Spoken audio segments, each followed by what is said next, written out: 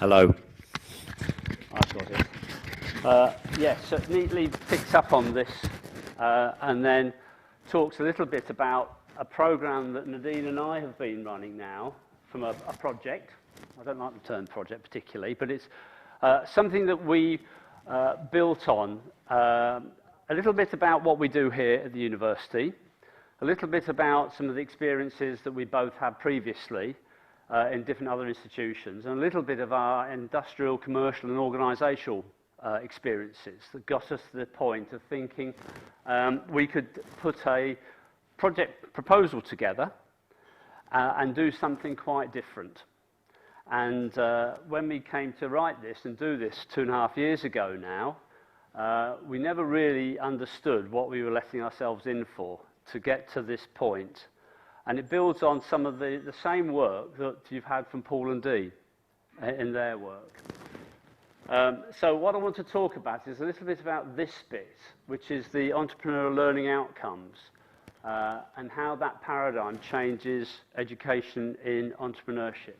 Our project is based in Indonesia, which is a country of 350 million people, of 150 islands, one large one and some rather small ones and some in between, right on the tsunami line that runs to the north of the island of Java. And all of our work for this project is built on, is developed in 7 institutions within Java. And when we started to think about what we were going to do about entrepreneurship, which isn't actually my area originally, but it's more about enterprise and how you get enterprise into education and how you make it integrated so that students and all other people involved with that partnership through, in Indonesia's case, 4-year programs at undergraduate level and then through postgraduate level, how does it contribute to an approach so that the student can feel enterprise and entrepreneurship through their studies, first of all? And how does that connect with the organisations that feed into the university? So the alumni, past students that is, businesses, small businesses, organisations, and how does that all come into the prospecting that helps students get themselves into a better mindset, an ecosystem as we came to call it, for developing entrepreneurship within education in Indonesia. And that's really where it got to at that point. And that's pretty much where we're at to now. And the important bit that then followed from this is that how do you make it almost like a sustainable breathing process? Almost like Dee and Paul have talked about. So how does it become about that? So we want to talk about that. The Growing Indonesia Triangular Approach, the GITA project, is what we'll talk about. And I'll share with you some of the experiences we've got with businesses today that are actually running with this program. This year is the first year they've actually done all the work last year. So this year the students are actually experiencing entrepreneurship in every course that they take in some degree. So that's the first thing. And the second thing about it is that the partner universities across a wide spectrum. So there are business schools, but there's also pharmacy faculty that run with this. There's an architecture faculty that run with this.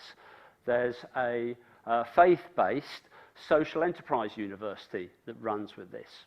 So it's not just about the business school. And the discussion that will be this theme, I think, through today, is that business and entrepreneurship is actually pervades across all the way we want to label things. And we'll show you a little bit how that works. The starting point was this. You can all think about who that picture is, who we took, but it's the mantra that comes from businesses, and particularly medium-sized and large businesses, is always the fact we haven't got the right skills. Universities create the wrong type of person for us, and when we get them, they're of little use to us. We need to reorganise, retrain them, upskill them. And so this was our starting point when we came up with the idea of the project. And the partnership that we developed in this project includes the partner who created the HEI Innovate tool. And that was quite important to us because I have a connection with this university. It's the Technical University of Dublin now, used to be called the Dublin Institute of Technology. But it's one of their professors that was in the European project that created the HEI Innovate tool in the first place. So that was one thing about it. And the second thing that we wanted to look at was skills and competencies rather than just knowledge. So what skills can we train our undergraduate students in to make sure that they've got the right skills for their sectors that they have when they leave university?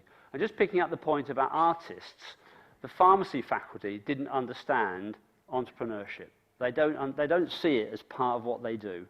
They're very regulated, they're very chemistry-based, they're very scientific, they don't understand concepts of social science, but they've taken to this in an unbelievable way. And just as an idea, they're leading their university, and in their university they have 65,000 students.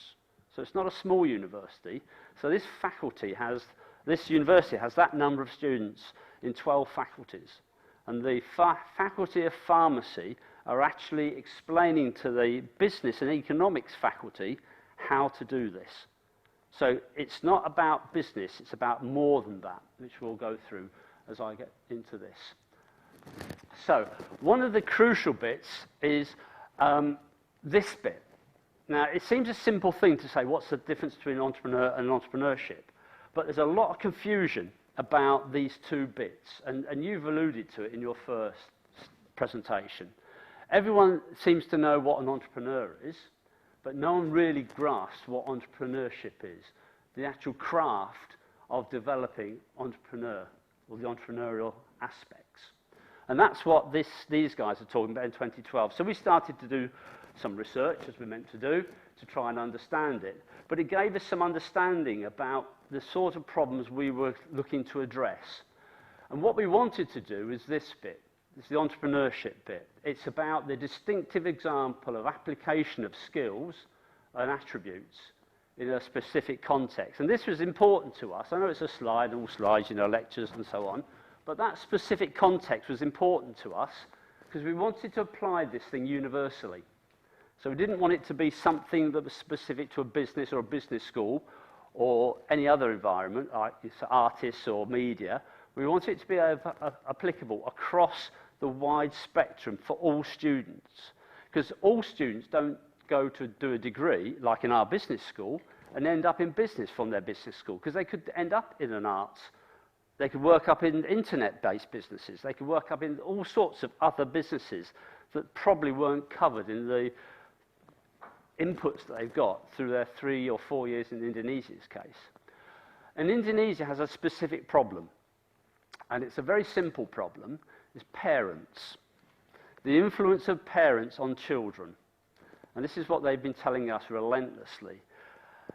The parents want all their children who go to university to work in a business organisation, a government organisation, because it's safe money and it's a good pension. But they don't encourage their children to go and work in business, in any form of business, or even start-up business. So when we started this project, part of this brick wall that we were confronted with was a whole education system that's completely focusing in the wrong area. It's not even looking in the right area. And we went for a presentation in Bali, which is a small little island off Java. It's got some nice beaches, but I've never seen them because I flew in, flew out as usual. But on this presentation stage was the Deputy Minister of Education for the whole of Indonesia. And I was going to present about GITA and the project. And I went up first. They wanted me to do that bit first. I sat down, and the Deputy Minister, the lady, Professor, I can't pronounce most of their names, but Professor B. So she stood up, as I call her, and she said, I don't need to say anything now, because what Neil's done, we're going to do. Now, that's one of those moments you don't get very often in life. So that was a nugget for me. So she said, we need to come and talk to you and understand how you're going to roll out this across the whole of Indonesia education system beyond the lifetime of the project. Project's 3 years. 11 partners in this project. It's quite a big project, but it finishes just over 15 months from now. So the Ministry of Education then, and then the Deputy Minister in another group within the way they structured the education group within Indonesia, then came and said, right, Neil, you need to come and talk to us. So we then came into another, I thought was going to be a presentation early on in this year, about January, February this year. And in this, what I thought was a small little meeting, was 150 Vice-Chancellors from across the university sector of Indonesia. And I walked in, it's one of those moments you go, oh, what have I got to do here? And they had assembled these people to understand what this whole idea of entrepreneurship and how we get it into the education system was going to be developed. And as we'll show you some pictures about this, but it was really those two lines that has been our driving force about this and how entrepreneurship is going to work and why it can work as a business. And I'll just go through very quickly this part about what entrepreneurship is and then move very quickly into how we get it to work. So there are different logics in entrepreneurship and different orientations in the way you apply it. And what we wanted to do is understand if we could apply this in all different environments. So we started to develop an idea of what conceptually we were going to implement. Because when we put the project together, we didn't understand that conceptually. We understood what we wanted to do, but we hadn't got a theoretical business model for it. This was the first point, strategic ambidexterity. So all businesses have to learn to do more than one thing strategically at the same time. That's a skill set that people have to learn to do. So I picked that up straight away and thought, right, I understand all this, because I remember working, and I'm just over 25 as well, 27, I can't remember the number now, but I was working in a business, an operations business, making bits and pieces, and we were just tasked and trained to do one thing at a time, very singular, nothing strategic ambidexterity, and we certainly weren't thinking about exploiting innovation. So we were looking at this concept as part of underpinning what we were trying to do to get people to work. And what we found was, if you look at the causation logic, which is pretty much what most university business education systems do across the whole of the UK, not just here, they focus on resources, business plans, very structural things that are of use, but not to an SME. Because what's the use of a business plan, a 3-year business plan for an SME who's just starting up? You know, they're cash driven. They want to know where the money's coming in to pay the bills so they can keep going. And then how do they do with failure? So one of my questions would have been to you in your presentation, how do you get failure into the positivity of developing a business? Because it will happen, but how do you then manage it and learn from it and carry on, but don't have your house up against that failure? Because, you know, you'd be living in a tent for a long time otherwise. So that's what they did. This is the bit we started to work on, which was the experimental and personal issues. So what is it about me, Neil, as a startup business owner, learn all this stuff at a business education system, but then what do I need about me to make my business work well, whatever it is, wherever it sits? Or how do I work in an organisation and also allow my entrepreneurship to encourage me to be more effective in that organisation? And those two extremes, and everything in between, it was how the starting point of this occurred. And it was this. And these are the entrepreneurial learning outcome process that came out of the HEI Innovate tool. Now, as Paul explained, the HEI Innovate tool is a methodology where we would go to the university and ask them to assess themselves on those 7 or 9 is their attributes at the bottom there. And so we would ask the Vice-Chancellor, they call them rectors in Indonesia and vice-rectors, some rather challenging questions. And the questions that I can ask, but probably the senior management team wouldn't bother to ask him or her, you know, because they'd probably think in a European perspective, I'm talking geographical European here, it's probably career threatening. So we went through this process and asked every rector and vice-rector and the senior management team and the program leaders and the course leaders and the module leaders how they go about the way they're demonstrating enterprise and entrepreneurship in their university. So we created quite a large database out of that. And from that, it was clear that some of them had no idea. the rectors, this is the vice-chancellors, had no idea but wanted to learn. And I think we were fortunate because the culture of Indonesia is very much about wanting to learn in everything they do. So that helped us considerably.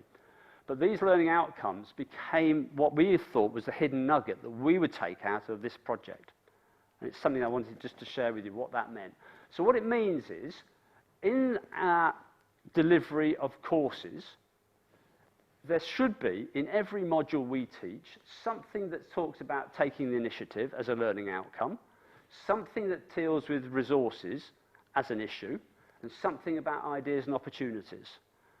And we assessed, and they've finished that about 6 months ago now, where they've been through a whole program and come up and revised their learning outcomes to include this now. And so we were looking at really some interesting things. Now, in all the universities in Indonesia, they all do faith-based courses. It's part of the curriculum. So every year, every semester, there's one module on faith-based. And they sort of pigeonhole it over here. It's a faith-based thing that we have to do as a religious issue through the curriculum for all Indonesian universities. So I brought it away from there and back into here, didn't we? And said, think about that. So what is about ideas and opportunities your faith allows you to think about in the delivery of that module?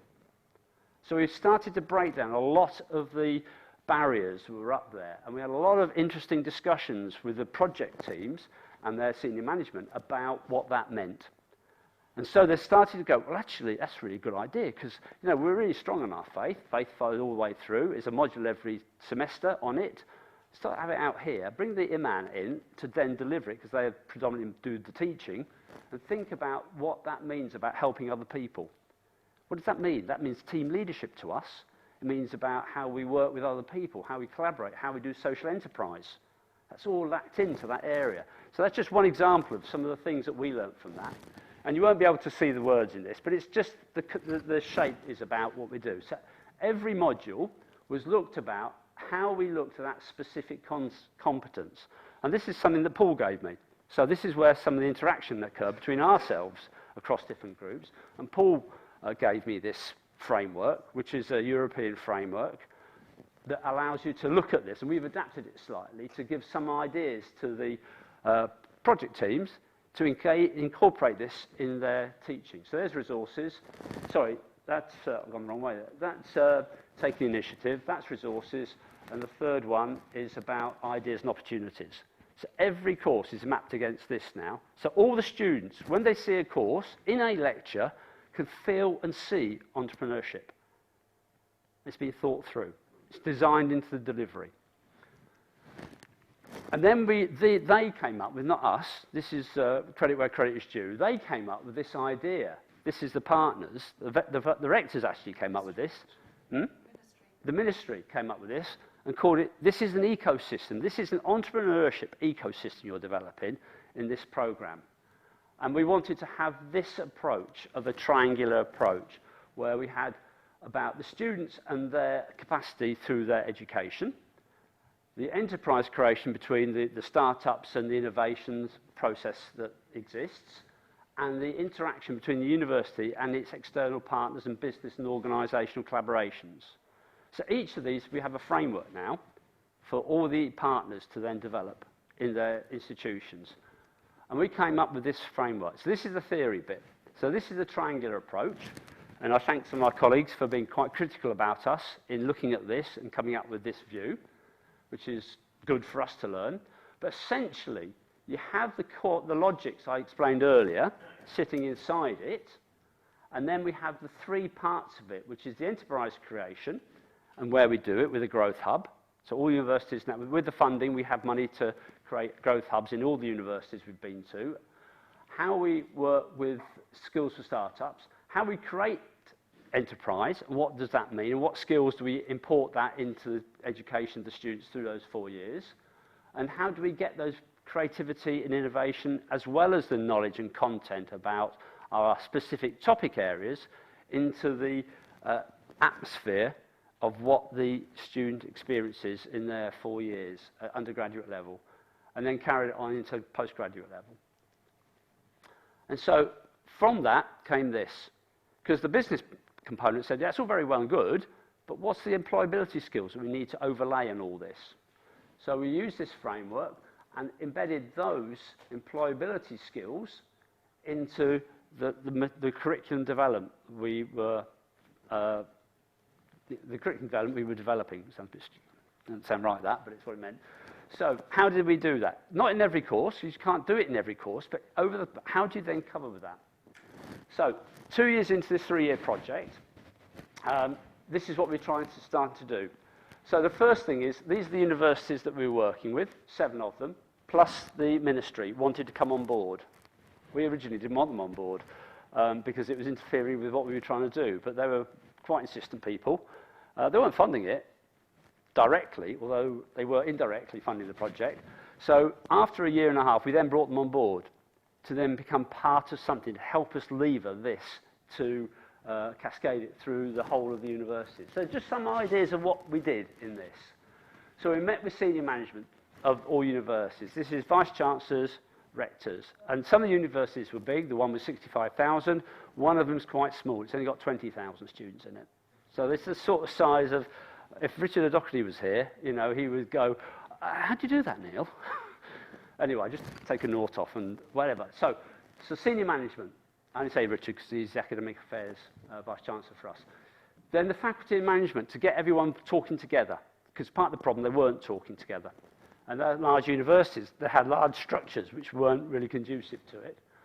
And then create growth hubs and bring in Indonesian entrepreneurs, whoever they may be. And then at the program level and the course level, bring them in as well. So it becomes a collaborative thing. So none of them thought themselves isolated from one another. And we go out there every 10 weeks now. That's what we've been doing. So every 10 weeks, we get in the 7 partners, get them all together. We're going to do it again in November. How are you getting on? What's happening? How do you see it? What's the benefit for it? Because at the end of the day, there's 2 benefits for this. One is students, and one is economic benefit overall for Indonesia. On the league tables, it's down the bottom.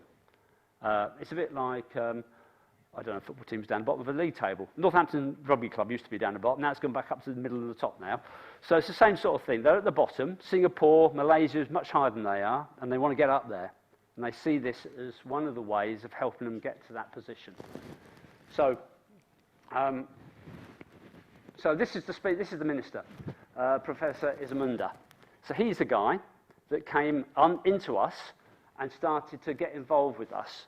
And so he asked me now to go and see him to understand and update how we're doing this and moving it forward.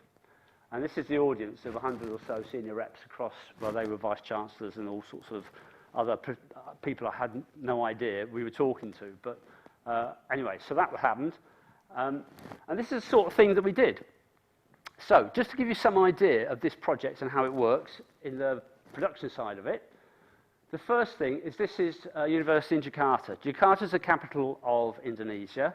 It's a very, very nice, interesting place, but it's very difficult to get around because of the congestion of a different scale that's unbelievable. But in this university, in this program, they all got about 30,000 euros to go and spend on building a new growth hub and using to buy new bits of kit to then develop their own way of implementing entrepreneurship.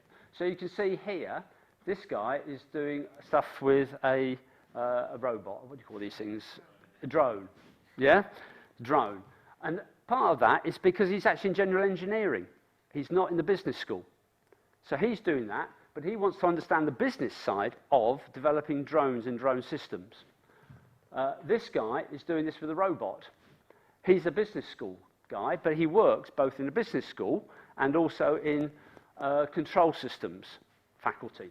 So he wants to use this to develop control systems to show people about entrepreneurship and what it does, but also in the business school about when you want to develop robotics, because robotics is a big, big issue in that part in Asia.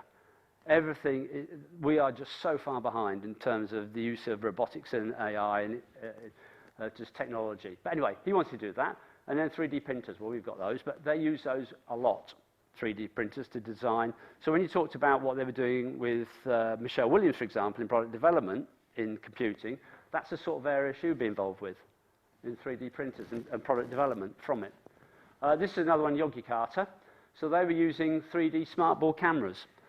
Part of the reason they wanted that is because a lot of the businesses they have are remote, but they have laptops or phones, but they can't get to the university always, but you can do it with technology. So I just look at Rob at this point and say, well, it's sort of Rob's department, this, I don't know how it works. I nearly phoned him up one day because they were showing me that and it wouldn't work, and Rob would tell us. But anyway, so it's just that technology that allows them to work in a very remote university here, externally, and so alumni would come in on that screen, visually. So they don't have to get up half a day of their day to drive through the congestion to get to the place, to make it more manageable. So we've tried to get rid of some of the barriers. And then the growth hubs. This is the growth hub at UII, which is quite a large university in Yogyakarta. And they've taken up the whole floor. We've brought them to the growth hub. So Polypic did a presentation right at the very beginning of the project and showing what a growth hub looked like and went through some of the issues. We've got a couple of the alumni to come in and talk to the project in here, at the old growth hub it was, so that shows you where we are compared to the new one, about what a growth hub looked like. So it's a really good artifact for them to see and then relate it back to their own environment. So this is their growth hub at Malang in Burujaya. Creativity, intelligence, having fun. I like that. It's one of my mantras. You've got to come to work, have fun. Come on. Get angry with people, but then have some fun, you know? So I like that. And you can see the concept idea that they'd seen with the booths that we had over, we still have, but the booths that we had over in the original growth hub. And I put this up for a reason, because not only is that they're looking at the growth hubs, but this guy is a really important guy to us. He's a startup business. He's a third-year student, okay? And his business is bamboo, right? It's plentiful in product, and he's making all sorts of bamboo products to overcome plastic in the oceans around Indonesia. And a lot of that ocean plastic has come from Europe because of the way the trades have gone. And so and there's some really good clips on YouTube to see the bad pollution of plastics and single-piece plastics particularly. And so they're looking to get around that. And he is one of the guys, come up with a really good startup business, and he was making bamboo cups, mugs. So when I went there, I went to talk to him about why don't you make bamboo soap holders? Because you don't have plungers. And then I saw him, I was on the ferry come back from France, and they're using bamboo knives, forks and spoons on the ferry. So I'll go and take some back to him and say, why don't you do spoons and knives? They're dead easy to make. And he comes out, yeah, but I'm doing this as well now. So it's just one example of that entrepreneurship and what you can do with it. The same with, what was this, Semarang, UNS. They developed, this is their new growth hub area of how they're developing it and the kit and the equipment they want. And then this one was an interesting one in Bandung. This is pharmacy, right? This is pure pharmacy. I should say, gone past it now, Neil, too fast. That one's architecture. So this is pharmacy. So they're talking pharmacy, technical things, but they're using the whole interaction of entrepreneurship. And this is a class that's going on while we were there, just a tutorial. In this space. And this lady is doing a presentation for a pharmaceutical product, and she's practicing this pitch and developing a pitch in a sales and marketing module using screens to help her do it, of how you present it, so you can have it live. So it's very proactive. And there's the guy, Alulia, they have their own pharmacy now, so they've set up their own pharmacy within the university as an entrepreneurship activity at the university level, which was quite remarkable. So, what we have to do, and what this does, empowers students with entrepreneurship, this triangle approach for business creation, organisational innovation, which is crucial for people working in a business. We pay you to do the job, but we also pay you to think differently than what's been done before. That's very common now in organisations, and that comes out of the triangular approach. And develop the economic growth, which is the issue particularly about Indonesia, being at the bottom of the level and wants to get to a place higher up than it got anywhere. Thank you. Questions? Oh. Yes. Dawson, again. Questions about lessons to learn out of this project, because you've got a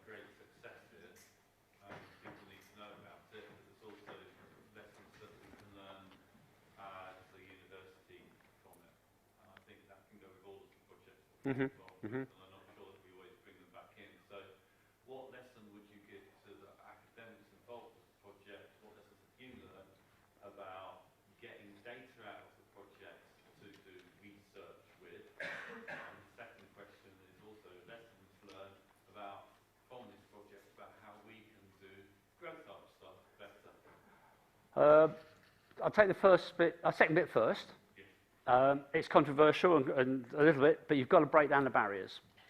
Okay, so you've got to work as a whole, like Paul was saying, and we've all got to do that. It's not us against them or them against us. It's about all of us working much more collaboratively. What have you learned about what they've done that makes that happen? I've learned that their culture is interesting and allows it to facilitate it. And it's not just about what I learned from them. It's not. We tend to have day meetings with a buffet lunch thrown in, and like this a little bit. They don't do that really. They just go and talk. So they talk more. Now our problem is our challenge is there's a lot on at the minute. But I've been around a long time. That lot on a minute's gone on for about 30 years now. So it hasn't really changed much, So, and there will be for the next 30 years. So there's always going to be a lot on at the moment. That's always going to be the case. So we've learned about that. One single thing, just in the project terms, what did we learn? Day one, straight away in Cheltenham. Okay? We hadn't thought about the Vice-Chancellors being in the project, visually. So every project meeting, the Vice-Chancellor comes for half a day. Stephen Marston was brilliant. I'd say that up front. He wasn't meant to be there, but he stayed for half a day and talked to all of the partners about our experiences, what we'd done, the good things, the bad things, because we failed lots, and in this project we had failures to deal with as well. So that's part of sharing. Simple things was don't have, in our project meetings, we used to do them in U-shape.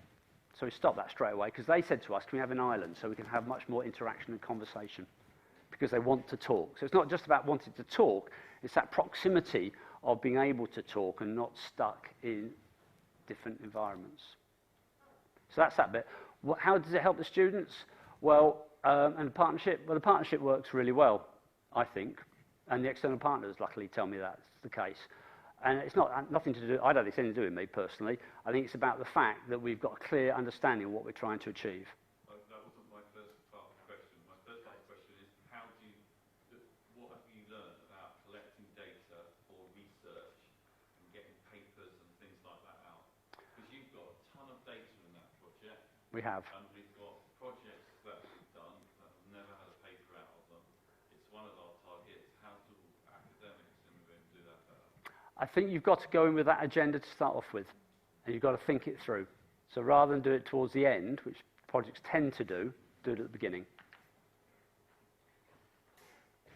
So one of our impact case studies, which probably doesn't mean anything to anybody other than academics, one of our impact case studies is going to be this Skitter program. But we come in very late into creating it. It was a challenge. We're still not there yet, but we will create, I think, a really good case study at the end of it. The end of it has to be November, by the way, but we're getting there quickly. Okay. Yeah. How are you going to measure the impact of this project? Two ways. First of all, the project tells us how we have to measure it, and it's very vague. I wrote the project, so that's why it's vague. Because if you write too much in a project, it means you end up hanging yourself, in that metaphorical sense, Nadine might want to answer that. Well, there's three things that we're going to do out of it. One is looking at the universities are very good at tracking their students. How they do it, I'm not sure, because when you deal with 65,000 students, that's really quite difficult to do, but they do it very well. So we want to understand where the students are going to and their economic contribution. So there is a tool that the universities want to use to measure that. It's like the EIA, actually. If there's an accountancy people here, it's economic impact analysis, which I did with the Growth Hub 3 or 4 years ago, but the actual technology of it, I can't remember how we did it. But so economic impact is one, but more broader than that, they wanted to have a national association. So Nadine's leading this, and she's creating this national association with 3 of the partners, with a strategy connected back to the ministry. Now, that was never in the project. The National Association was, but not the driving force to have it in parallel with the development within the Ministry of Education. So that was one part of it. And the other measures of it is a number of startups. They're all measured on number of startups. All universities that have an annual number of startups they need to have. They've never hit the target ever. They never had the space of it. There was never much of it. It was a target they had, but like many Kaplan-based metrics, you know, they bash against each other, you know. So, but they've got a very clear one now about the number of startups every year, and it's quite a high number. But they hadn't got the space, dedicated space. They hadn't got a growth hub. They hadn't got the integration. They hadn't got the head of a growth hub at within the organisation. I'd say the other, sorry, the other part of it was how to measure impact. The university structures have changed. So our impact has changed the structure of the university. So all the universities now have an academic affairs, deputy rector for academic affairs, including entrepreneurship. They have always had one for academic affairs, which is fairly straightforward about program development and curriculum development and so on. And they had someone down in the lower part of the organisation deal with enterprise. It's now gone up to the academic vice rector level. Neil, I was on that point when I was talking earlier about the failings of enterprise policy and over time. One of the reasons I think the academics look at it is that they look at it in isolation. So they look at policy in terms of growing new businesses or creating jobs or adding to kind of GDP. But this project really, you know, and you've shown it through the presentation, it's not just doing one thing. So that impact is across all of the levels. It's about curriculum, it's about that personal development and the number of startups and the infrastructure changes.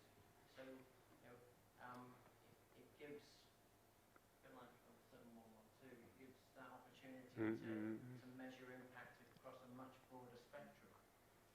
Yeah. Jim. Well, I think Paul's kind of just answered that, because obviously when you try and innovate involving academics, you get a lot of resistance. And you're telling academics to change their curriculum, to change their Yep. outcomes and things. But I was just wondering if there's any evidence that new degrees are emerging, that there's actually, you know, there are enterprise degrees being validated, and because for me that would be tangible evidence, that would be another KPI that perhaps would suggest that it's not just about taking existing curriculum and adding learning outcomes to it and perhaps changing them in a certain way, but actually rethinking the courses that they deliver. That's what they're doing. So they're doing the second bit.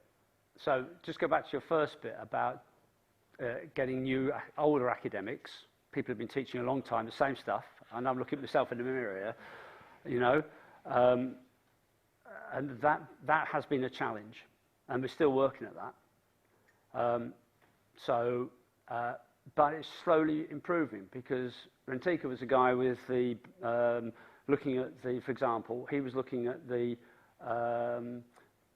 marketing course, and he was talking about qualities of web pages, and he has an eye tracking through the GITR project. They funded an eye tracking technology, so he showed someone who was really entrenched and wouldn't change. Okay, and the guy just said, well, I could be me. It could absolutely be me, because it's technology, you know, and this involves technology. So I think phone Rob, phone someone who knows about technology, you know, because it's a problem for me, because if you're not used to it, then it wasn't something that we knew about. But I don't see it as a barrier. It's just something I need some support to do. So he's been working with a group of these academics now who were problematic in terms of not wanting to engage. And slowly but surely they're starting to see that, because one of the things they needed was better support from IT, which they hadn't got. So they're having that better now. So there's no perfect magic solution to all of this, but it's certainly part of a cultural change that gets them to think about how can we service the students better than what we did before, which they're all committed to. That's never been, I've never seen that as, have you? I've never seen that as being an issue at all with academics we've seen. It's more about how do you help those academics who are more challenged by certain issues, and technology is one of them, Phone Rob. That's a good excuse. I'm going to keep that going now, Phone Rob, to solve the problem. Sorry. I've got one more question. Yeah. For me, as an entrepreneur, I had emotional issues. I worried a lot about my business. And I think one of the things we think about is the emotional aspect of entrepreneurship. So I was just wondering, for the future, learning outcomes, how do we bring in the emotional aspect, mental health, all that kind of Well, that's one of the 3 parts of the competencies that we look at. So that's in there.